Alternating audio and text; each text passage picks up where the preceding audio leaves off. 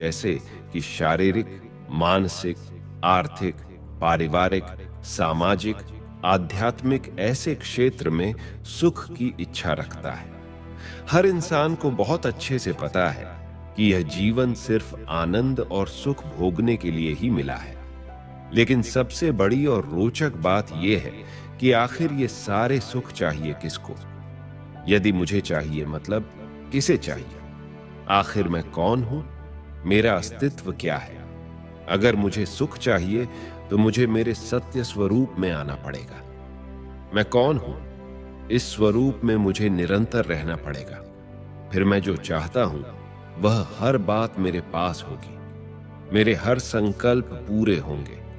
वास्तविक रूप से सारे सुख तो मेरे पास ही हैं, बस मैं अपने पास नहीं हूं। आज दुनिया में अधिकतम लोग अपने आप को 5 तत्वों का बना हुआ शरीर ही समझते हैं। और सत्य देखा जाए तो हम शरीर को चलाने वाले अति सूक्ष्म पॉइंट ऑफ लाइट आत्मा है, जो कि इस शरीर में ब्रेन के मध्य में हाइपोथैलेमस पिट्यूटरी के बीच में स्थित रहकर सूक्ष्म शरीर और 7 चक्रों द्वारा इस शरीर को चलाते हैं और हर बात का अनुभव करते हैं। दुनिया में 2 प्रकार के कॉन्शसनेस हैं। एक है बॉडी कॉन्शसनेस और दूसरा है सोल कॉन्शसनेस। विश्व में इस बात को अहम मान्यता है कि जिस कॉन्शसनेस में आप चलते हो उसी अनुसार विश्व आपसे प्रभावित होकर आपके जीवन पर उसका प्रभाव आता है और आपके जीवन में सुख या दुख की प्रवेशता होती है।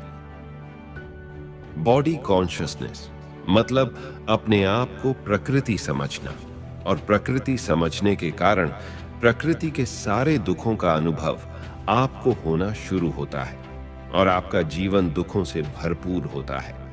इसके विपरीत अगर आप अपने सत्य स्वरूप में आ जाते हैं, जो कि आप एक चैतन्य आत्मा हो, इस स्थिति में सदाकाल स्थित होते हो, तो सदाकाल के लिए आपके जीवन में परम सुख की वर्षा होगी।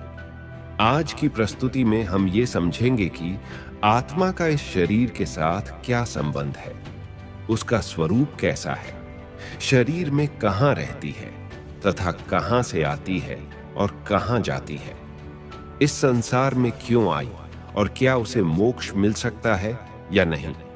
आइए आज इन्हीं प्रश्नों का उत्तर जानने की कोशिश करते हैं, क्योंकि हम जब तक ये नहीं जानेंगे तब तक हम वास्तविक सुख का अनुभव ही नहीं कर सकते। आत्मा एक चैतन्य शक्ति है, क्योंकि शरीर तो मात्र एक साधन है। आत्मा का शरीर के साथ का संबंध मैं और मेरे के रूप में स्पष्ट किया जाता है। जैसे कि कहते हैं मेरा शरीर, लेकिन मैं शरीर तो नहीं कहते। उसी तरह मेरा हाथ कहा जाता है, मैं हाथ तो नहीं कहा जाता। स्पष्ट है कि मैं कहने वाला चैतन्य शक्ति आत्मा इस शरीर का मालिक है। जिस प्रकार किसी व्यक्ति के हाथ में चाकू हो तो उस चाकू को पता नहीं है कि मुझे सब्जी काटनी है या किसी व्यक्ति का गला काटना है, वह निर्णय नहीं करता।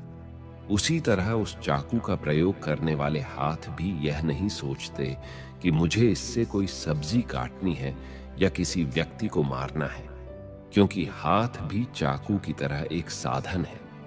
सोचने वाली शक्ति, निर्णय करने वाली शक्ति तो आत्मा ही है। आत्मा एक अति सूक्ष्म दिव्य ज्योति बिंदु स्वरूप है।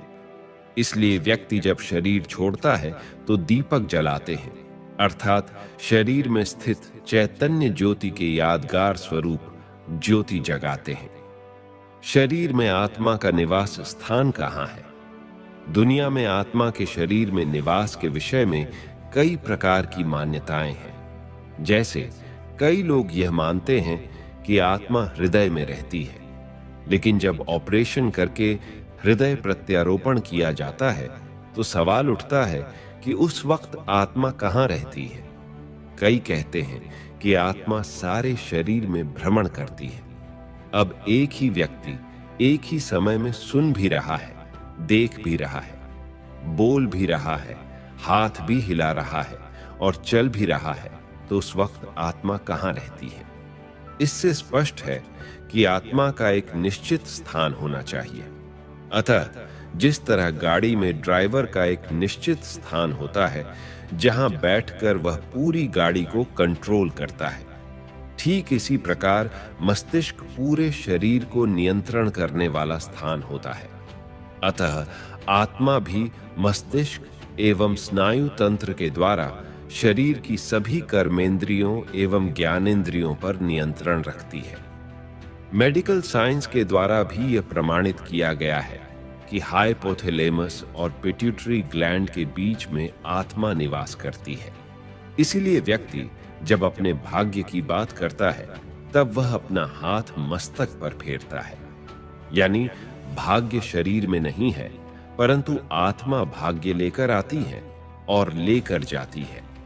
चूंकि आत्मा भ्रिकुटी के पीछे बैठी रहती है, अतः लोग कपाल में भाग्य को दर्शाते हैं। इसलिए भारत में हिंदू चंदन का तिलक भी भ्रिकुटी के मध्य में ही लगाते हैं। आपके मन में सवाल आता होगा कि चंदन का ही तिलक क्यों लगाया जाता है, और वह भी एक छोटा सा बिंदु के रूप में ही क्यों लगाया जाता है।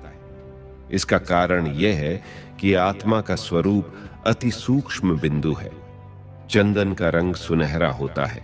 यह याद दिलाता है कि आत्मा का अनादि स्वरूप शुद्ध और पवित्र है। अतः चंदन लगाने से शीतलता महसूस होती है, अर्थात आत्मा का स्वधर्म शांति है। इसके अलावा चंदन की खुशबू चारों ओर फैलती है। इसीलिए आत्मा जब अपने असली सतोगुणी स्वरूप में स्थित होती है, तब वह अपने गुणों की खुशबू सारे संसार में फैलाती है। इसलिए चंदन का तिलक लगाया जाता है।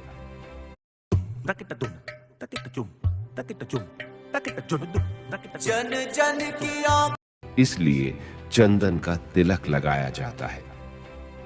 आत्मा कहां से आती है और कहां जाती है? कहा जाता है कि जहां से हम आए हैं वहीं जाना है, परंतु कहां से आए हैं और कहां जाना है यह पता ही नहीं। आइए इस चित्र के माध्यम से समझते हैं। चित्र में 3 लोक है। आकाश के नीचे मनुष्य लोक है, जहां 5 तत्व की दुनिया है। यह संसार एक रंगमंच है, जहां हर आत्मा शरीर रूपी चोला धारण कर अपना अभिनय करती है। आकाश के ऊपर है सूक्ष्म देवलोक, जहां सूक्ष्म देवताएं ब्रह्मा, विष्णु और शंकर निवास करते हैं। उसके ऊपर एक और लोक है, जहां चारों ओर दिव्य प्रकाश फैला हुआ है और जहां सभी आत्माएं निवास करती हैं, जिसको श्रीमद् भगवद गीता में परम धाम कहा गया है। इसके बारे में कहा जाता है कि यह 5 तत्व की दुनिया एवं सूक्ष्म देव लोक से भी परे है। इसी को मोक्ष धाम या मुक्ति धाम भी कहा जाता है, जहां सभी आत्माएं मुक्त अवस्था में निवास करती है। हम लोग उसको अपना प्यारा घर भी कह सकते हैं, क्योंकि घर वह स्थान होता है जहां से व्यक्ति का विशेष लगाव होता है। इसीलिए जब आप सारी दुनिया घूमकर अपने घर आते हैं तो सुकून या राहत महसूस करते हैं या एकदम मन की शांति का अनुभव होता है। उसी तरह आज संसार में मनुष्य जब अनेक जन्म लेकर अपनी भूमिका निभाते निभाते दुखी हो जाता है या थक जाता है, तो उसको भी अपना घर याद ही आता है। इसलिए जब कोई मनुष्य जीवन में बहुत तंग हो जाता है तो कहता है कि अब बस मोक्ष मिल जाए तो अच्छा है, क्योंकि मोक्ष ही एकमात्र रास्ता है जिससे आप अपने असली घर में पहुंच सकते हैं, जहां परम शांति की अनुभूति होती है। मोक्ष की कामना करने वाले 3 प्रकार के लोग होते हैं। पहले प्रकार के वे लोग हैं जो जाना ही नहीं चाहते, कहते हैं ये दुनिया बहुत अच्छी है, क्यों जाना चाहिए। दूसरे प्रकार के वे लोग हैं जो इस दुनिया से अल्पकाल के लिए जाना चाहते हैं, अर्थात वे सोचते हैं कि थोड़े समय के लिए जाकर के फिर से वापस आ जाएं।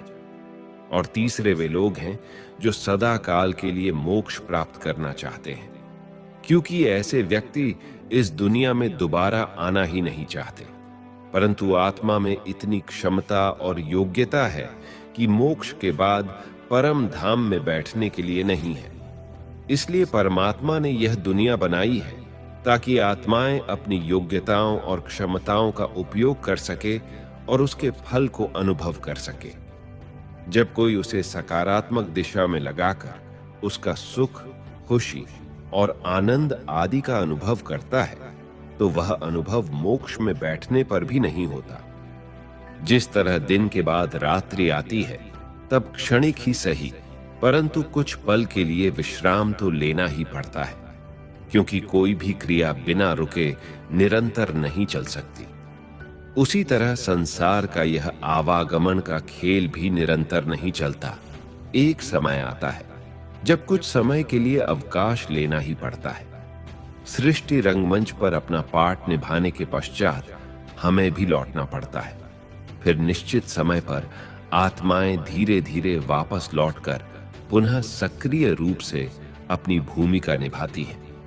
इस प्रकार इस संसार में आत्माएं बढ़ती जाती हैं। जाने के समय सब एक साथ जाते हैं, परंतु आने के समय सब इस संसार में अपने अपने समय पर आते हैं। इस प्रकार इस संसार की जनसंख्या धीरे धीरे बढ़ने लगती है और जब ऊपर से सारी आत्माएं नीचे आ जाती हैं तब परमात्मा भी अपने वायदे अनुसार आकर सबको साथ ले जाते हैं। जैसे किसी व्यक्ति का परिचय लेते हैं, वैसे ही आज हमने आत्मा के परिचय में 5 बातों को जाना। पहला, यह कि उस चैतन्य शक्ति का नाम है आत्मा, अर्थात आत्मा कहो, रूह कहो, सोल कहो, शक्ति कहो या एनर्जी कहो। दूसरा, हमने इसके स्वरूप के बारे में यह जाना कि यह अति सूक्ष्म दिव्य ज्योति बिंदु स्वरूप है। तीसरा, हमने ये जाना कि उसकी योग्यताएं 7 गुण, ज्ञान, पवित्रता, प्रेम, शांति, सुख, आनंद और शक्ति है। अगर आप इन सभी गुणों के बारे में डिटेल्स में जानना चाहते हैं तो हमारे चैनल पर मौजूद है, जाकर देख सकते हैं। चौथा, हमने ये जाना कि उसका अस्थाई पता भ्रिकुटी के मध्य और स्थाई पता शांति धाम है।